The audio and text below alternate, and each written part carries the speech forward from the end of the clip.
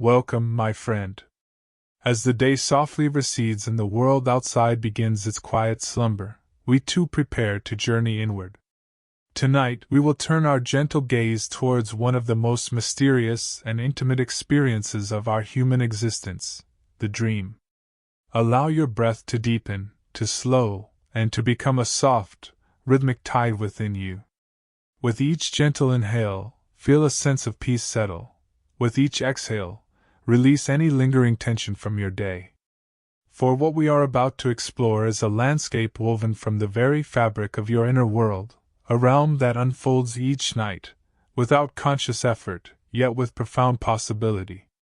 A dream, at its essence, is a beautiful, intricate tapestry woven from a succession of images, dynamic scenes, and often vivid situations. It encompasses a rich spectrum of ideas, emotions, and sensations that unfurl, usually quite involuntarily, within the theater of your mind during certain, specific stages of sleep. It is a nightly performance, a private screening, a unique gallery of experiences crafted by your very own brain, even as your body rests. Consider, for a moment, the sheer generosity of this nightly phenomenon. Humans, each one of us, dedicate more than 2 hours of our precious night to this ethereal dance of dreaming. And within that significant span, each individual dream often lasts around 5 to 20 minutes, a fleeting yet potent segment of time, filled with its own unique narrative. Imagine that, countless mini-journeys unfolding in the dark, each a complete, self-contained world. It is an extraordinary testament to the ongoing, creative energy of the mind, even in repose. The nature of dreams, their profound content, and their deeper functions, have captivated the human spirit and intellect since the dawn of our consciousness. From the earliest whispers of ancient civilizations to the cutting-edge inquiries of modern neuroscience, dreams have remained a source of enduring scientific, philosophical, and indeed, religious fascination. They have stood as enigmatic symbols, whispered prophecies, and profound mirrors reflecting our deepest selves. Travel with me now, far back in time, to the sun-drenched lands of ancient Mesopotamia. Envision the magnificent ziggurats reaching for the sky, the fertile crescent teeming with life. Here, the art of dream interpretation was not merely a pastime but a sacred practice, shaping lives and guiding kings. The Babylonians, in the 3rd millennium BC, and even earlier, the ancient Sumerians, meticulously practiced this art, believing that within the fleeting narratives of sleep lay messages of paramount importance. These ancient practices were so deeply ingrained that dream interpretation became a prominent feature in religious texts across several traditions, offering glimpses into divine will, warnings, and promises. It's a powerful thought, isn't it? That for millennia, humanity looked to the world of dreams as a direct conduit to the divine, a sacred language spoken by gods and ancestors. This ancient reverence for dreams has echoed through the ages, even influencing our contemporary understanding of the psyche. Indeed, dream interpretation has played a leading, transformative role in the evolution of psychotherapy, where the symbolic language of dreams is often explored to uncover hidden anxieties, desires, and conflicts within the subconscious mind. However, there's a subtle, yet significant distinction often made today. While dream interpretation often seeks to conclude with a definite, singular meaning, a concept known as dream work embraces a more fluid, exploratory approach. Dream work is less about arriving at a fixed answer and more about engaging with the dream's imagery, emotions, and narrative as a dynamic process, allowing for personal insight and growth without imposing a definitive, external conclusion. It is a gentle invitation to dialogue with your inner self, rather than to decode a rigid message. The F.O. Ramal scientific investigation into dreams is a specialized field known as oneirology. Modern oneirology dedicates its focus primarily to the neurophysiology of dreams, that is, understanding the intricate workings of the brain as it dreams. Researchers tirelessly propose and test hypotheses regarding the specific functions dreams might serve for our bodies, our brains, and our minds. Yet, despite our advanced tools and our boundless curiosity, the precise origin of dreams within the vast, complex architecture of the brain remains one of its most beautiful mysteries. We still do not definitively know if there is a single, localized origin point for all dreams, or if, more likely, multiple, interconnected regions of the brain are involved in their intricate creation. Nor do we yet fully grasp the ultimate purpose of dreaming for our physical well-being or our cognitive processing. It is a reminder that even in our highly scientific age, there are still realms within us that retain their profound enigma, inviting wonder rather than demanding immediate answers. The human experience of dreams, and crucially, what we choose to make of them, has undergone truly sizable shifts over the long, meandering course of history. Picture, if you will, the world of ancient Mesopotamia and Egypt once more. According to the preserved writings from these epochs, dreams held such a commanding sway that they often dictated post-dream behaviors to an astonishing extent. Imagine waking from a dream, and feeling an undeniable compulsion, a divine instruction, to take a specific action, to rebuild a temple, or to embark on a perilous journey. This level of influence was far more pronounced than what we typically experience in later millennia. These ancient writings vividly highlight what are known as visitation dreams. In these powerful nocturnal encounters, a dream figure, often perceived as a deity or a prominent ancestor, would directly command the dreamer to undertake specific actions. Furthermore, these visitations were frequently believed to predict future events, acting as cosmic signposts or divine foreshadowings. Consider the profound impact such experiences would have had on an individual, on a community, on an entire civilization. The framing of the dream experience, therefore, has always been fluid, varying not only across diverse cultures but also continuously evolving through time. The very landscape of dream experience itself shifted dramatically. Preserved writings from early Mediterranean civilizations reveal a relatively abrupt change in the subjective dream experience between the Bronze Age antiquity and the dawn of the Classical era. In the visitation dreams of antiquity, dreamers were largely passive recipients within their dreams. The visual content they perceived served primarily as a powerful backdrop, a grand stage, framing an authoritative auditory message. Imagine King Gudea, the revered ruler of the Sumerian city-state of Lagash, who reigned around 2144 to 2124 BC. He famously rebuilt the Temple of Ningirsu, not on a whim, but as the direct result of a powerful dream in which he was explicitly commanded to do so. His role was to receive and to obey. However, as the Classical era unfolded and after antiquity's firm embrace, the passive hearing of these commanding visitation dreams gradually gave way. In their place emerged visualized narratives, richer and more complex, in which the dreamer transformed from a mere recipient into an active participant, a character within the unfolding story. The dream became less about being told and more about experiencing, less about listening and more about living through a narrative. This transition reflects a fascinating evolution in human consciousness, perhaps a growing sense of individual agency and a shift in our relationship with the unseen world. Now, let's turn our attention to the intricate, undeniable connection between dreaming and sleep itself. They are, in essence, beautiful. Why intertwined, like two threads woven into the same fabric? Dreams primarily grace us during the rapid eye movement, or REM, stage of sleep. This is a truly remarkable phase, where brain activity surges, startlingly resembling the high levels of activity we exhibit when we are fully awake. It's a paradox, isn't it?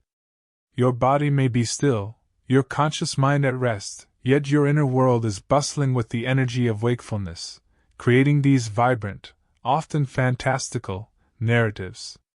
Because REM sleep is a detectable phenomenon in a multitude of species, and because extensive research strongly suggests that virtually all mammals experience REM, scientists have often conjectured that animals, too, engage in the art of dreaming. Imagine your beloved pet dog, twitching its paws and softly whimpering in its sleep. Is it chasing rabbits in its canine dreams? It's a heartwarming thought, a window into the rich inner lives of our animal companions. However, we must also acknowledge the fascinating complexities of this inquiry. Humans, it turns out, also dream during non-REM sleep stages, not exclusively during REM. Furthermore, and perhaps more surprisingly, not all awakenings from REM sleep elicit a report of a dream. This tells us that the landscape of dreaming is far more nuanced than a simple one-to-one correlation.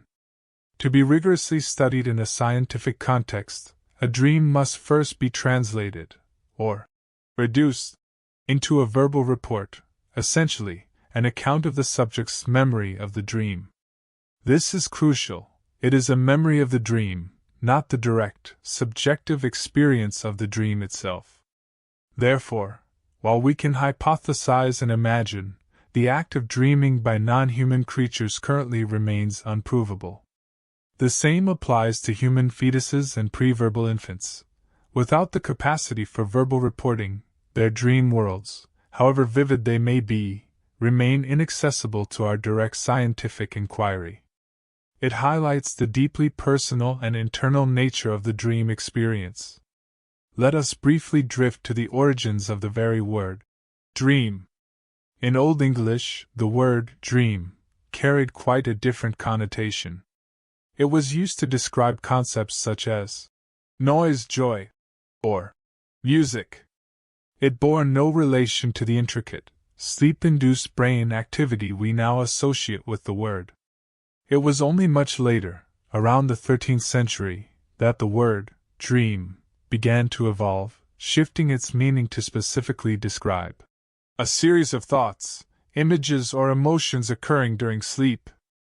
Etymologists, those fascinating scholars of language history, largely believe that this significant semantic transformation was influenced by the Old Norse word, drömr, which at the time already held the same meaning as our modern understanding of the word dream. It's a beautiful linguistic journey, mirroring the evolution of our understanding of this nightly phenomenon itself.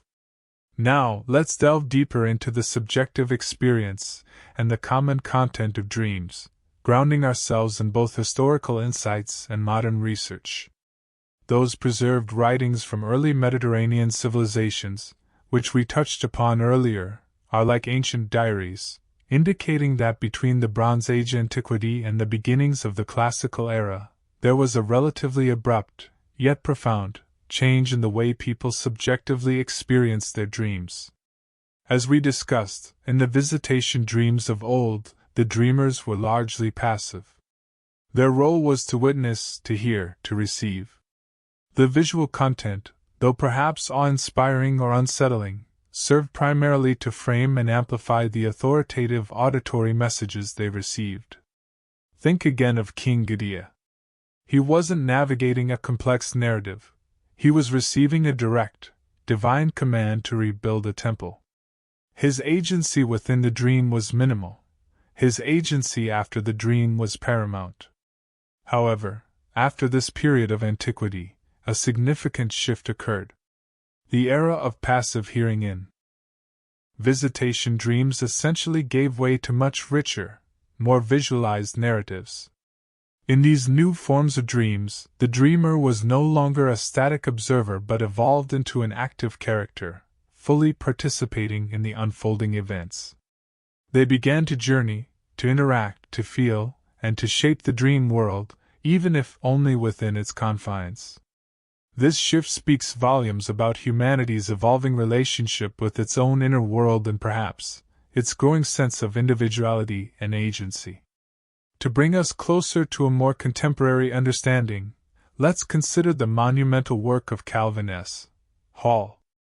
From the 1940s all the way through to 1985, at Western Reserve University, Dr. Hall undertook an extraordinary endeavor, meticulously collecting more than 50,000 individual dream reports. This was a pioneering effort to bring empirical rigor to the study of dreams. Then, in 1966, alongside his colleague Robert van de Cassel, Hall published a landmark work, The Content Analysis of Dreams. This seminal text outlined a sophisticated coding system designed to systematically study 1,000 dream reports gleaned from college students.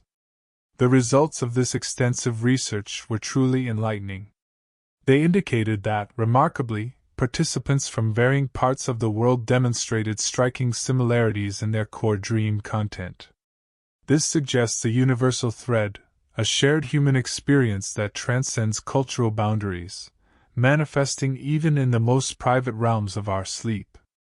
Interestingly, the only subtle residue of antiquity's authoritative dream figure found within Hall and van de Cassel's detailed listing of dream characters was the inclusion of God in the specific category of prominent persons. This shows a beautiful continuity of certain archetypal figures, even as the subjective experience of dreams evolved.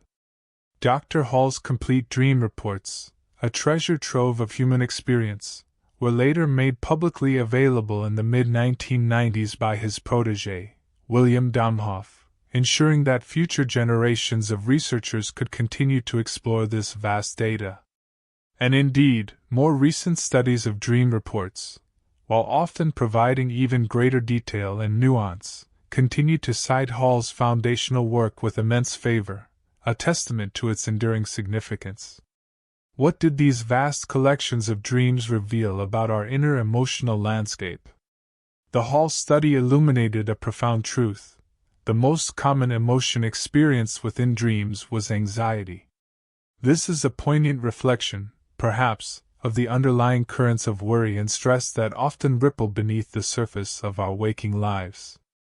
But anxiety was not alone. Other emotions also made their appearance, including feelings of abandonment, waves of anger, stark moments of fear, but also, gratefully, bursts of joy and profound happiness. Yet, the data revealed a compelling pattern. Negative emotions were consistently much more common and prevalent than positive ones.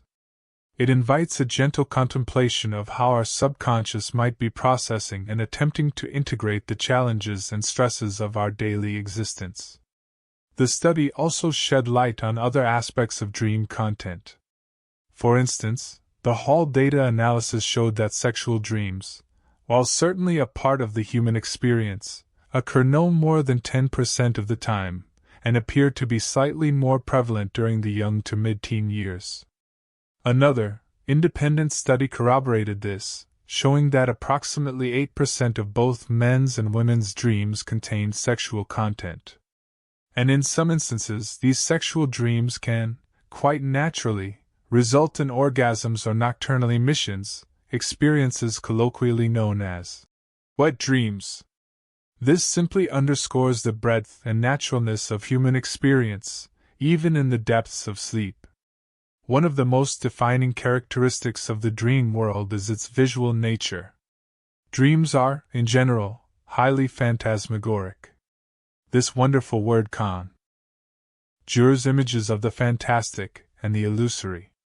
It means that within the dreamscape, different locations and objects often blend, shift, and transform in ways that defy waking logic, creating scenes that are often vivid, surreal, and utterly unique. Imagine familiar places morphing into unknown landscapes, or everyday objects imbued with strange, symbolic power.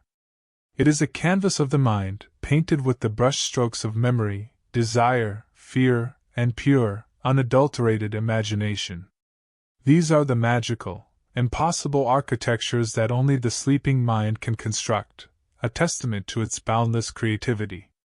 As we slowly bring our exploration of dreams to a close for tonight, remember that this nightly journey is yours alone.